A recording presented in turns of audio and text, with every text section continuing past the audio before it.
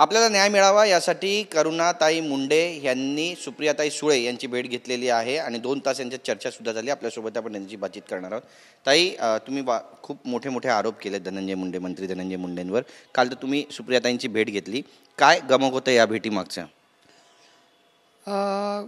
थोडक्यात राजनीतीचे काय विषय होते ते मी आता बोलू शकत नाही, त्याच्यावरती चर्चा झालेली आहे.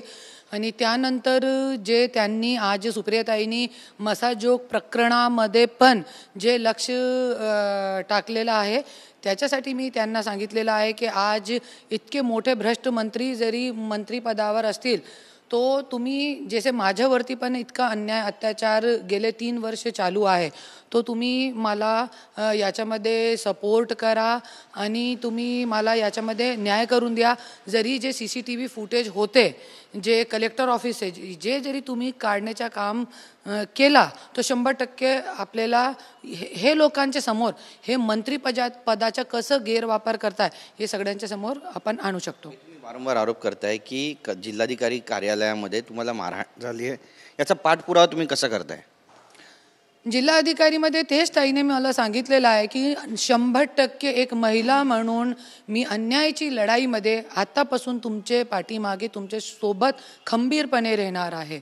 आणि त्यांनी मला सांगितलेलं आहे तुम्ही सगळे पाठपुरावे मला पाठवा व्हॉट्सअपवरती, मी बघते याच्यामध्ये आपण कसं मार्ग काढू शकतो. आणि त्याच्यासाठी आज इतके निवेदन दिलेले आहे पण काहीही झालेला नाही आहे. फक्त CCTV फुटेज पाहिजे मला. हे लोकांच्या जे काय कॅरेक्टर असतो, मंत्रिपदाचा कसं गैरवापर करतोय, हे सगळं मला लोकांच्या समोर आणायचं आहे. ते सगळं जे खूप निवेदन दिलेले आजपर्यंत काय झालेलं नाही, पण आता मी कोर्टमध्ये अपील करणार आहे. तुम्हाला वाटतं की तुम्हाला न्याय मिळेल आणि नाही मिळाला तर पुढची भूमिका काय असेल? नाही, हे राजकारणी लोकांचे कडून तुम्हाला न्याय मिळेल की नाही मिळेल मी सांगू शकत नाही, पण 100% कोर्टाकडून न्यायालयामधून मला न्याय मिळणार आहे. नक्कीच. पण तुम्ही या ठिकाणी असं पण म्हणाला होतात मागच्या एका इंटरव्ह्यूमध्ये की जर न्याय मिळाला नाही तर मी आंदोलन करेन, उपोषणाला बसेन. 100% 3 तारीखपासून अधिवेशन आहे, त्या दिवशीपासून मी स्वतः आणि असे आणखीन खूप काही लोक आहे ज्यांची जमीन हिसकून घेतलेली आहे पुण्यामध्ये, अंबेजोगाईमध्ये, असे खूप काही लोक आहे ज्यांची कंप्लेंट माझ्याकडे आलेली आहे, व्हॉइस रेकॉर्डिंगसुद्धा आलेली आहे. आणि जे जातपातच्या म्हणताय की जातीपातीच्या, ते स्वतःचे समाजावरती कित्ता अन्याय केलेला आहे, माझ्याकडे सगळे पुरावे आहे. त्याच्यासाठी हे सगळे पुरावे घेऊन मी आज देवेंद्र फडणवीस साहेबांचे वेळ मागितली होती, त्यांनी दिली नाही. तो आत्ता मी 3 तारखेपासून उपोषणावर बसणार आहे आणि सगळे जे आहे पुरावे मीडियावरती टाकणार आहे. कुठे बसणार आहात तुम्ही उपोषणाला? बहुतेक आझाद मैदानवरती.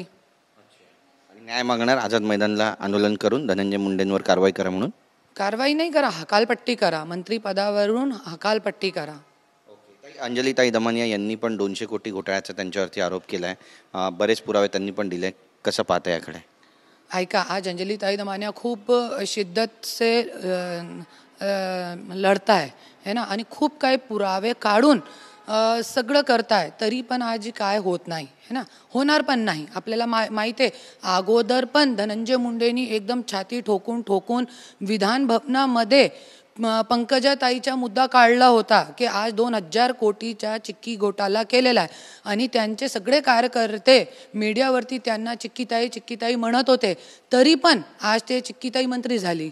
हे त्यांना MLCवर टाकलं गेलं. तो मला असं वाटते की जे सगळे म्हणताय की आज हे जे सिस्टम झालेलं आहे ते वॉशिंग मशीन झालेलं आहे. तो मला असं वाटतं सगळे मिळून जे जनताचे मतदानाचा वाटोळा करताय, गैरवापर करताय आणि जनताचे जे मुद्दे आहे, आज चिक्की घोटाळा मतलब खूप मोठा होता. मी घरामध्ये होती, मला सगळं सांगितलं होतं त्यांनी, माझ्या हस्बंडने. तरी पण आज हे सगळे लोकांनी मिळून त्यांना MLC दिली, मंत्रीपद दिला. तो कुठे चालला आहे महाराष्ट्र? जरी इतके मोठे मोठे भ्रष्टाचारी लोकांना तुम्ही जरी मंत्रीपद देताय, त्यांना तुम्ही MLC देताय, जरी जनतेने नकार दिला तो तुम्ही MLCवर तुम्ही त्यांना पद देताय, मंत्रीपद देताय, तो कुठे जाणार जनता? कुठे जाणार सांगा बरं? आता धनंजय मुंडेंसोबत पंकजाताई मुंडे पण तुमच्या रडारवर आहे असं म्हणावं? माझी रडारवर सगळे ते लोक आहे जे भ्रष्टाचारी आहे, फक्त पंकजा मुंडे आणि धनंजय मुंडे नाही. है ना. सगळे जे लोक आजपर्यंत मी घरामध्ये होती त्याच्यामध्ये काय नाही होती, पण आज माझ्या स्वतःचा पक्ष आहे स्वराज्य शक्ती सेना, त्याच्या माध्यमातून मी सगळे ते लोकांचे पाठीमागे उभे राहणार आहे ज्यांनी भ्रष्टाचार केलेला आहे, आणि वेळोवेळी असंच मी मीडियावरती त्यांची छबी लोकांच्या समोर आणणार आहे. बीडमध्ये पुन्हा निवडणूक लढवण्याचा काही विचार आहे तुमच्या डोक्यामध्ये, त्याची तयारी करताय तुम्ही?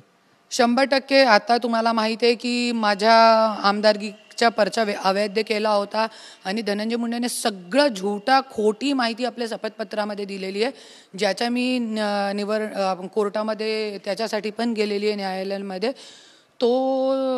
त्याच्यामध्ये त्यांची आमदारकी 1001% रद्द करून मी स्वतः परलीमधून आमदारकी लढणार आहे.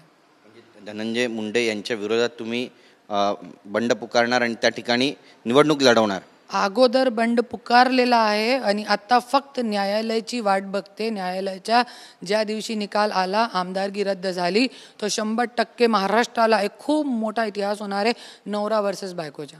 धन्यवाद आमच्याशी बातचीत केल्याबद्दल. तर आपण पाहतो या ठिकाणी थेट आव्हानच दिलेलं आहे धनंजय मुंडे यांच्या विरोधात परळीतून निवडणूक लढवण्याचा इशाराच करुणाताई मुंडेंनी दिले. नेमकं काय घडेल पाहणं महत्त्वाचं ठरेल. कॅमेरा पर्सन नरसिंग गज्जलवारसह गिरीश गायकवाड, TV9 मराठी, मुंबई.